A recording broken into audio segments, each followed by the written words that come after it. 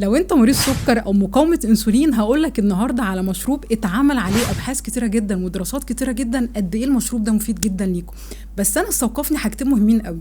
اول حاجه لاحظت الدراسات ان هو بيقلل يا جماعه مقاومه الانسولين بنسبه 50%. انتوا متخيلين 50% المشروب ده ليه تاثير على مقاومه الانسولين؟ مش بس كده، في حاجه عندنا بروتين اسمه سي بيبتايد، تمام؟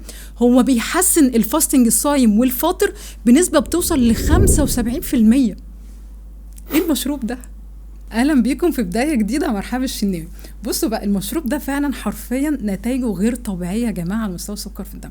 مفيش حد بيتابع معايا اللي لازم اكتب له المشروب ده، بلس طبعا هحطه في الكتاب ما فيهاش هزار. بس انا عامله معاه ميكس كده، حاطه معاه القرفه كمان، يعني بيودي التحاليل في حته تانية خالص.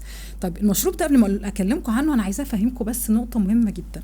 مش معنى كلامي ان انا لما اجي اقول مشروب بيخفض سكر الدم او مشروب بيعمل كذا او مشروب هيسوي كذا، ده معناه يا عيله ان انا اعيش حياتي واعتمد على المشروب ده واحد، او ان انا ابدا ان انا اخد الاعشاب اللي انا بتكلم عليها او المشروب اللي انا بتكلم عليه بكميه كبيره، لان هنا مشكله كبيره جدا.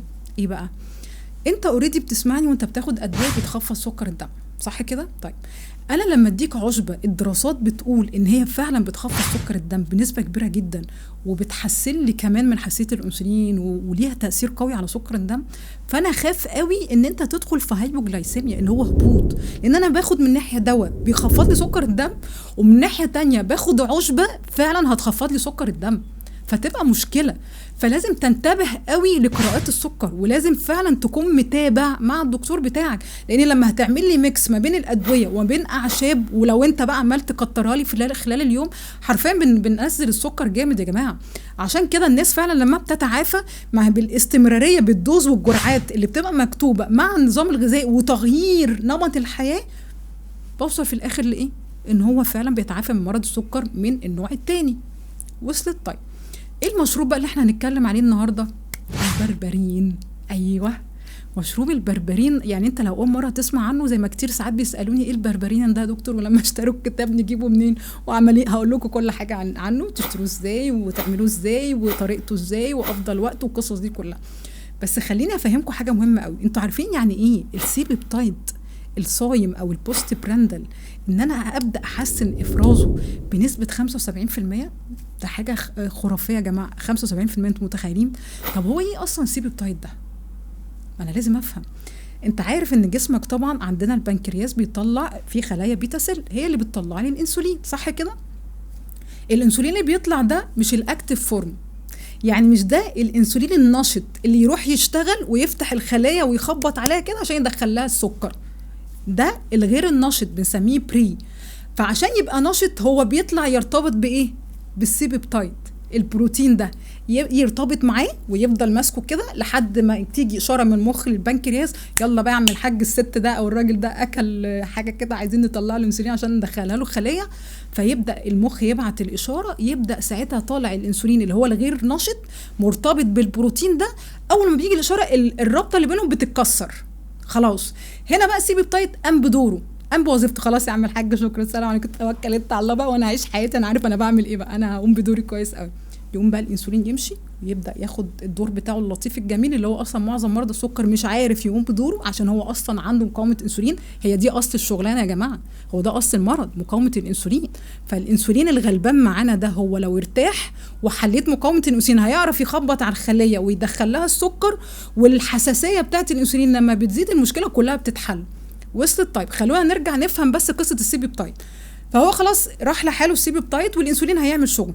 كل بروتين سيبيبتايد بيطلع، يعني لو طلع واحد مثلا بروتين سيبيبتايد بيطلع قدامه واحد انسولين، طلع 50 50 100 100 وهكذا. علشان كده لما نيجي عايزين نشخص ونعرف الفرق ما بين نوع اول ونوع تاني بنعمل ايه؟ بنطلب تحليل انسولين صايم؟ لا، ما بنطلبش انسولين صايم، صح؟ بنطلب السيبيبتايد، لان ده فعلا انديكيتور بيقول انا جسمي بيطلع انسولين ولا ايفن. حتى لو انا باخد انسولين من بره، التحليل ساعتها مش هيديني قرايه الانسولين اللي انا باخده من بره، هيديني قرايه السيبيبتايد اللي بيطلع. فانتوا فاهمين يعني ايه مشروب يحسن لي من السيبيبتايد اللي بيطلع، البروتين اللي بيخلي الانسولين نشط، اللي هو من غيره مش هيعرف يشتغل وهو مش هيتحول ان هو يبقى انسولين نشط؟ بنسبه 75%. فيعني المشروب ده لازم يا جماعه، ما ينفعش مريض سكر ما يكونش عارف البربرين ويكون موجود في حياته، ما ينفعش حرفيا. طيب ايه تاني بقى؟ بيقول لحضرتك مقاومه الانسولين. يا سلام، 50%. يعني انا الهومه لو انا كنت محلله النهارده رقم، اجي بعد 3 شهور ابص الاقيه اتحسن بنسبه 50%. ايوه، ده كلام الدراسات مش كلام رحاب الشناوي، ده كلام الدراسات يا جماعه. مقاومه الانسولين، مقاومه الانسولين ان احنا بنلف حواليها كلنا. مقاومه الانسولين اللي هي لما هتتحسن انت هتتعافى.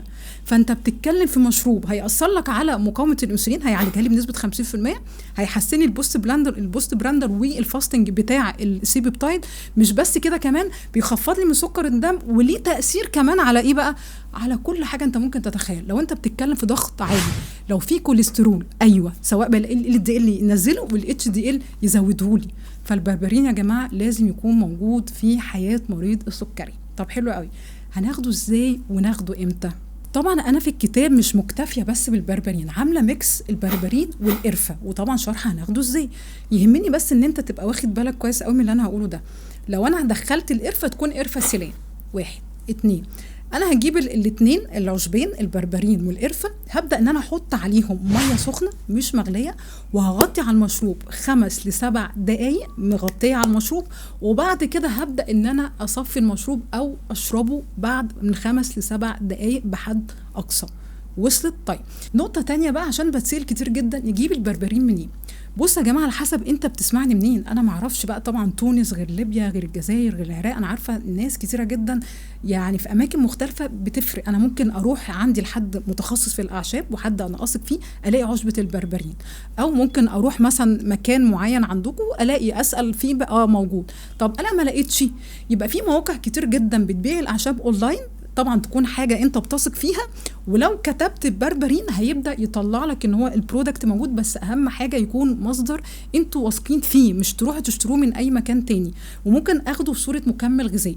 اخده قد ايه في اليوم؟ من مره لمرتين يا جماعه، على حسب مستوى سكر الدم اللي عندك. وتاني بقول لك خلي بالك، عشان هو فعلا هيخفض سكر الدم، فمن فضلك ما ينفعش ان انت تاخده مع ادويه بجرعات كبيره. وصلت؟ وبكده حلقتنا خلصت. لو انتوا استفدتوا بقى اكتبوا لي في الكومنتات، وانت لو شايف المعلومه مهمه شاركها مع اي مريض سكر انت بتعرفه. ولو انت اول مره تسمعني يبقى لازم تتابع بدايه جديده، واستنوني في الحلقات الجايه.